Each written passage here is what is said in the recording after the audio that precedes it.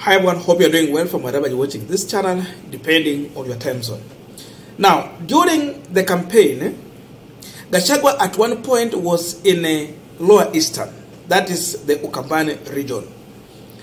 And he openly told the people of Ukambani that their vote cannot take anyone anywhere as far as the issue of presidential election is concerned. Kura zao haziwezi peleka mtu mahali kwa sababu hazitoshi kama ni kutafuta kura ya kuwa rais wa Kenya. He was very clear. But yesterday we saw Gachagwa going to Ukambani for a burial function, and at that burial Gachagwa made several political statements. Number one, he's confirming that Raila Odinga indeed met with William Ruto in Mombasa. That is true. But again he's saying that Raila and Ruto already have discussed and they have settled their issues. They have sorted out Raila Amolo Odinga. That one is just a political statement that we have to interrogate. Then he is also making another claim, which seemingly you can see openly, it's just a lie, that Raila asked for 3 ambassadors, but he was told a big no. Kwani Raila, ile kitu anazauza kwa serikali ni ambassador? Really? Watu wakuuliza mambo ya ambassador ni watu kama Gachagwa, Mudavadi, Wetangula, akina nani, huyu the former speaker wa Senate, na huyu nani Alfred Mutua. Hao ndio watauliza mambo ya ambassador na nani mtu kama Mike Sonko. I think those are the people who are that level of kuambia Ruto nataka unisaidia ambassador afanye kazi hapa na pale. Not Raila Odinga. That was a big lie. And he's saying that the discussion between Azimio and the Kenya Kwanza is pointless. There's nothing that the people of Ukambani are going to gain. Then he goes ahead to claim that the same way Raila Odinga had a handshake with Uhuru Kenyatta in 2018, it is now manifesting again in 2023 between him and William Ruto. That only the people of Nyanza region benefited from the handshake. We are going to interrogate this. And the Ukambani did not benefit anything. So again, it is happening that Ukambani people have nothing to gain into these talks. First of all, listen to him. Then from here, we are going to understand why is Gachagwa talking about this talk that is going on between Kenya Kwanza and Azimio. Why? Hii mazungumzo yanaendelea inaongozwa na Mheshimiwa Kalonzo. Hapo hakuna kitu mongoje. There is nothing for you to wait from there. Sasa 2018 Raila alienda handshake na Uhuru Kenyatta. Hakumwambia Kalonzo, hakuenda na yeye, akaenda akatengeneza deal yake na Uhuru Kenyatta wakamalizana. Project zote alitoa kwa Uhuru akapeleka kwao. Kuna project alileta hapa Ukambani? Lakini nyinyi hata hatuelewi nyinyi. Baada ya kufanyia nyinyi hiyo tena mkamfuata tena mkaanguka na yeye. Nao ametafuta rais juzi. Hakuja na Kalonzo. Hakuna mambo ya Kalonzo aliongea mambo yake. Yes. Hakuna kitu ya Kalonzo alitaja, aliongea mambo yake, ya mtoto wake, ya bibi yake na watu yao. Sasa hii mazungumzo ametuma Kalonzo. Pale kwa agenda hakuna maji ya Ukambani, hakuna bolea, hakuna barabara. Kwa hiyo mazungumzo nini iko hapo nini Wakamba? Kwa hiyo mazungumzo. Mambo ya sava ni yenu. Ni yenu hiyo. What is Kalonzo talking there on your behalf? Amepatiwa agenda na Raila. Akitengeneza agenda na Uhuru na Ruto hakuweko. So Kalonzo ameambiwa kwenda sukuma hii mazungumzo. Sasa hii mazungumzo nyinyi nauliza nyinyi Wakamba, nyinyi mmesoma. What is it all about? Mimi nauliza ni ya nini? Sasa Kalonzo kiongozi wa heshima ya Wakamba, mtu amesoma, a doctor, mtu ya sheria, amepewa agenda kwenda kuzungumza mambo ya kuzunguka round. Huyu Raila hakuna kitu anatafuta, alitaka tumpatie serikali nusu mkate tukasema hakuna. Alitaka ati handshake tukamwambia hakuna. Asema apatiwe ambassador 3 tukamwambia hakuna. Tukasema ukitaka pesa kidogo ya kukula we can discuss. Ukienda nyumba aende akiedanga. And nothing will come out of those talks. Is a waste of time. I am telling you as Deputy President of the Republic of Kenya. So nyinyi Wakamba mungoje hiyo mazungumzo, mtakuja kutafuta sisi because there is nothing. Now, as we continue with this panel discussion, just a quick request for those who are watching and you have not subscribed, please consider subscribing. To our channel subscribers, Samasa, thank you so much. And again, to all our viewers, please give this video a thumbs up. Thank you so much, and back to this discussion. Now, before we answer any question here, the first thing we have to ask ourselves here is that when Raila Odinga had a discussion with William Samoei Ruto in Mombasa, was Gachagwa present in that discussion? If you answer this question, then you will understand why Gachagwa is talking like this in Ukambani. The truth is that Gachagwa was not present in the meeting between Ruto and Raila Odinga. So it points to one thing. Gachagwa is expressing his fear and the panic about the talk between Kenya Kwanza and Azimio because he's not aware of what was discussed between Raila and Ruto to allow a formation of committee which has got the blessing of the National Assembly. That means it is within the law to discuss matters that they had already talked about in that talk.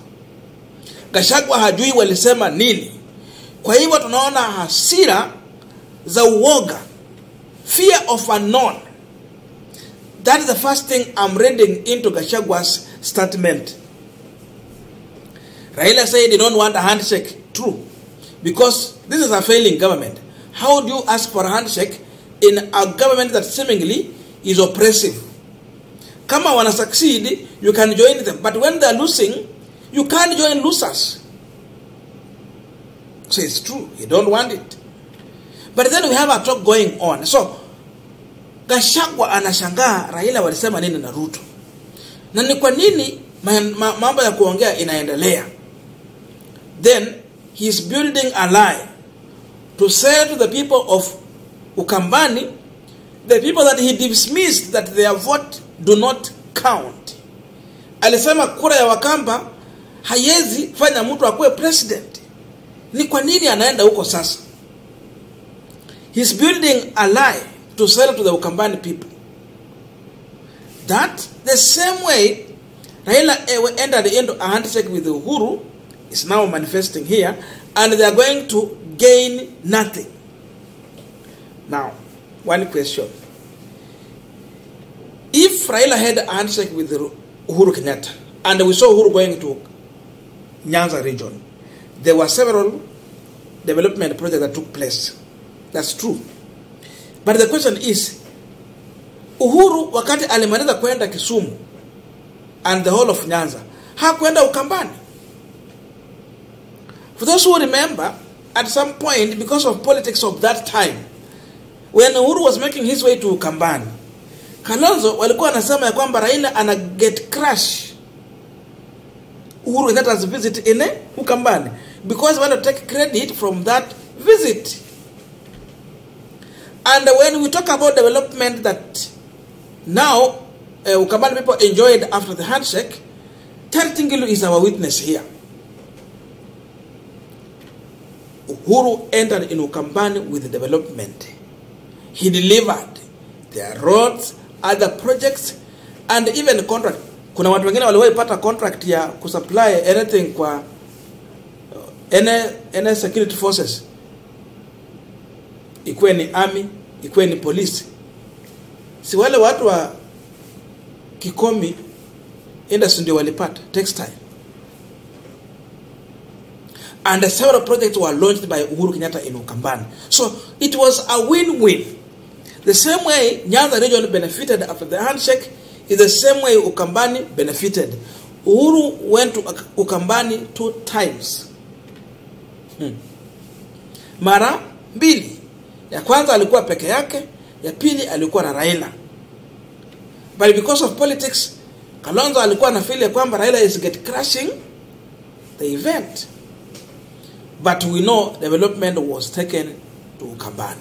So Gachagwa lied live on a camera. Na watu wakapiga makofi. That's the reality. So the issue here is that because he felt that he was not part of that talk, and Kalonzo was not also part of it, he's telling Kalonzo now, we are going to gain nothing out of this talk. So, vile anasikia vibaya, anataka pia Kalonzo asikie vibaya. But the fact is that Gachagwa is not even anywhere near where this talk is taking place. But Kalonzo is sitting there as a co-chair. And Raila was very smart.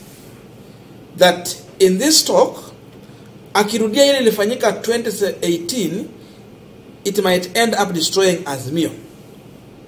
Because they have interest in the next election, and they know very well that they will not get the support of William Ruto. Ruto is their competitor. So you have to involve everyone in the team, because you need this team to be together until next election. So hakuna kitu ya kuficha hapa. But if this talk is going to succeed, Gachagwa is feeling that he's going to be one of the biggest loser.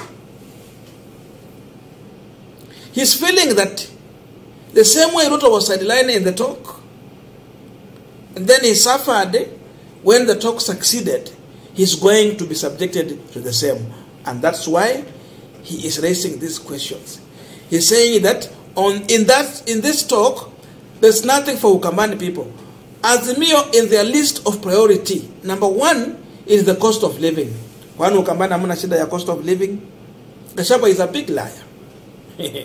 Cost of living is on the list. Watu wa Ukambani walipiga kura, walipigia Azimio. Sawa zikifunguka, si haki yao itahesabiwa, kama kwamba kura waliibiwa watajua. Na kama ilikuwa ukweli sawa. Our vote must count. It is our right to have the right person who won through the ballot. Our vote must count. Kwa hivyo ni ya muhimu kwa kila mtu. Hiyo ifikie Gachagwa. And lastly, Gachagwa has a feeling that this meeting that has made Kimani Ichung'wah a co-chair is now elevating him to the level of akina Kalonzo, hapo penye akina Mudavadi wako, hapo akina, party leaders, watu wa huko juu. Yeye mwenyewe hana chama kama Gachagwa. So, there is competing interest in Mount Kenya between Gachagwa and other leaders kama akina Kimani Ichung'wah, Ndindi Njoro na hapo. So I don't want mtu kama Kimani Ichung'wah to get such kind of nafasi. Lastly, one question to ask. What has the people of Mount Kenya gained from the time Ruto took over power? Kuna nini wamepata? Kama sio hizi vitu tutawapa juu watu wa hapa juu kupata those appointments. Watu wa Mount Kenya wamekuwa mocked with the relaunching of projects. Hakuna tofauti na watu wa Ukambani. Hata wale watu wa Bungoma wenye walifanya Gachagwa Ruto kuwa president, vile wanasema the 200,000 vote from Bungoma ndio zilifanya tofauti ya Mambo. Wamepata nini? The same thing in Ukambani. So what are you telling Kenyans?